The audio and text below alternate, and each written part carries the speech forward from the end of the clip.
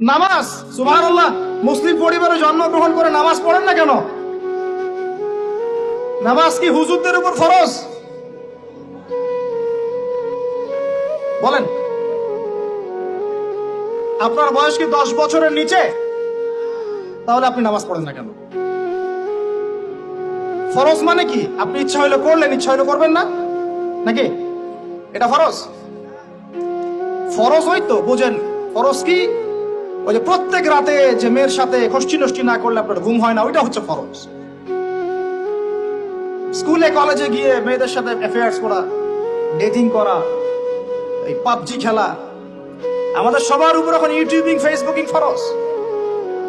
ফরজ বুঝেন, এইভাবে বোঝেন, এগুলো হচ্ছে ফরজ আপনার উপরে। তো সলাত, এই আলা সলাত প্রত্যেক দিন আপনার কানে যায়, কেন সলাতে আসেন না?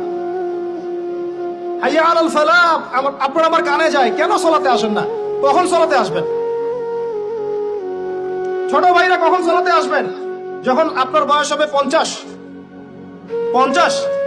ওই সময় এসে প্রথম কাতারে চেয়ার নিয়ে, প্রথম কাতার গুলোতে প্রথম 2টা কাতার থাকে বয়স্করা, বৃদ্ধরা, যুবকরা নাই। আর ওই সময় চেয়ার নিয়ে মারামারি, কারণ এখন তো সেজদা দেওয়ার মতো শরীরে ক্ষমতা নাই। আর কে আগে চেয়ার দখল করতে পারে, ওই হচ্ছে প্রতিযোগিতা। তো আপনারা কি, আমরা কি ওই সময়ের জন্য অপেক্ষা করছি? সুবহানাল্লাহ। নামাজ পড়লে কি আপনি জঙ্গি হয়ে যাবেন?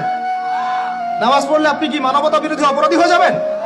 এই ফাইজলামি মার্কে কথাবার্তা যারা বলবে, সমাজ থেকে বয়কট করে দিবেন আর সামাজিক প্রতিবাদ গড়ে তুলবেন। এই শব্দগুলো সস্তা করতে করতে জাগে তাকে যা ইচ্ছা তাই বলে বেড়াচ্ছে। ধর্মের কথা, ইসলামের কথা বললেই মানুষ সন্ত্রাসী হয়ে যায়। আমরা কি শান্তিপূর্ণ পরিবেশের মধ্যে অশান্তি সৃষ্টি করতে চাই? কোশ্চিন কালেও নয়।